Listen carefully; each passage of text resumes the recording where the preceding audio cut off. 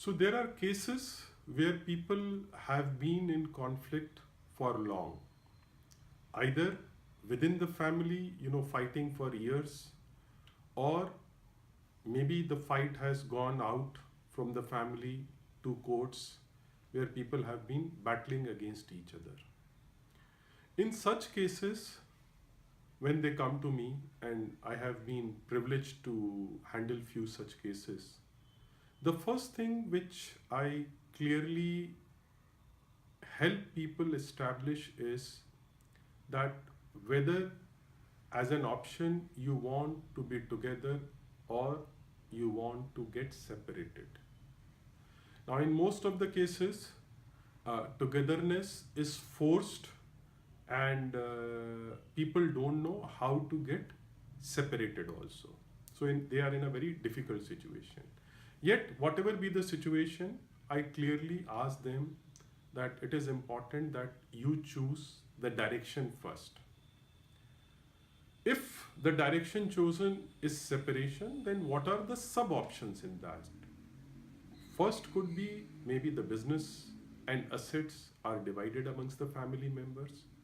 Second, maybe somebody buys out the other family faction, and the terms of payment or settlement can be drawn out, and payment can be made over a longer period. If this also doesn't work, then there is the third option of selling the business lock, stock, and barrel and dividing the proceeds amongst the family members. Also, I ask family members, if you have any other option, we'll be happy to explore that. So once the direction has been chosen, if this direction is chosen, then within these three sub options, what is your choice, and creating an agreement around that. If the family chooses to remain together, then the question is, I think in such cases, more often than not, I find issues around management and ownership. So, helping people understand, assimilate the distinction of the two roles. Of some people might be owners and managers, some people might be just owners, and how do you deal with this? So, creating a clear understanding as to what are the rights of the owners, the information flow or decision making or the dividends, and what are the rights of the managers. So, creating a framework around that, to me, is the solution. Now, in either of the cases, whether people choose to remain together or go on the path of separation, what people need to understand is that coming to an agreement on paper would take 6 to 8 months, and implementing the agreement would take another maybe 12 to 18 months. Now, has there been success in such cases? I would say there have been one or two cases where people have been able to come around and go their separate paths. Also, there have been instances where people kind of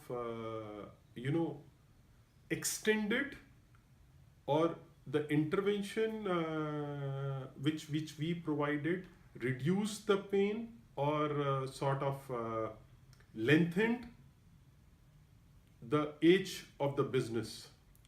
What I mean by this is, in a specific example, a family came to me saying that,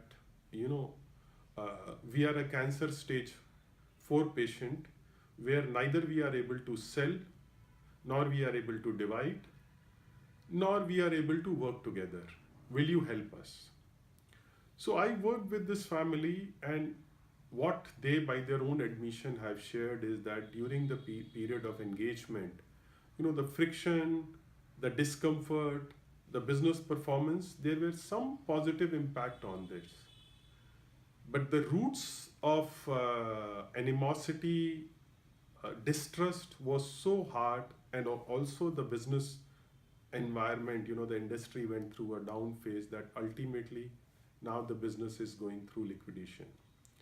So I would say, taking the analogy of cancer patient, if in cases somebody is at a very, very advanced stage, as doctors say, maybe the life can be elongated and the inevitable can be delayed for a while. But in all other cases where people are open minded, fair, reasonable, and do not let, or are open to learn how to not let emotions hamper their ability to arrive at decisions, these can be solved out. Thank you.